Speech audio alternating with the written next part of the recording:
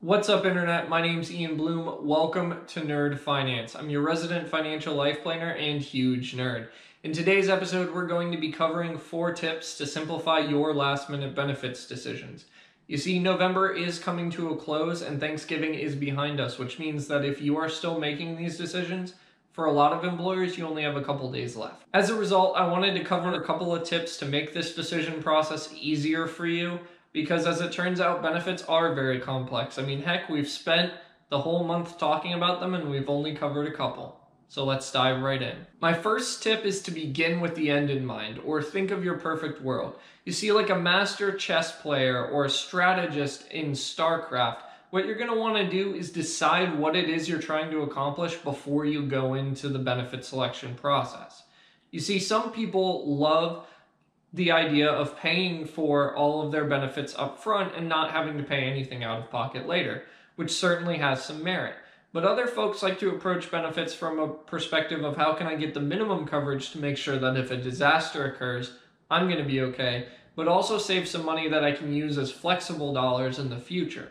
You see, benefits are all about leveraging the money for the best use for you. My second tip is to evaluate the total cost of the benefit.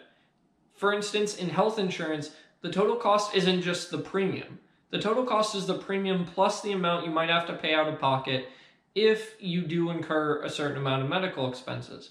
And whether you're an individual or a family, you'll know what your medical expenses were from last year, so you can sort of calculate how much that total cost is going to be for you. My third step is to evaluate what you get out of the benefit for that cost. You see, for some people, there's an immense emotional satisfaction in knowing that they've paid for that Cadillac health insurance plan, and so they'll never have to pay for any medical costs out of pocket. However, for some people, they don't get that emotional burst. So then why are they paying for that high-end health insurance plan? And that's something you'll have to evaluate for yourself. My fourth tip, as with everything, is to always use a professional where appropriate. Just like you wouldn't summon a demon from the netherworld without a proper necromantic guide, you should not make benefits decisions without knowing exactly what it is you're hoping to get out of those benefits.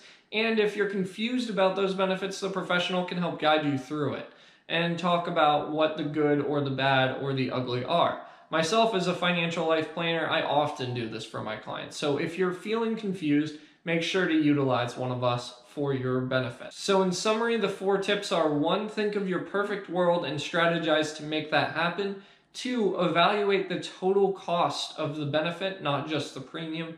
3, evaluate what the benefit gives you, aka the benefit of the benefit. And then 4, utilize a professional if you're ever confused about this decision. As it turns out, benefits can be very expensive and you want to make sure you get this decision right. So I hope you enjoyed the video and I hope you got something out of it. If you ever have any questions, comments, or concerns, please feel free to reach out. All my contact information and social media information is below, and I hope you have a wonderful day.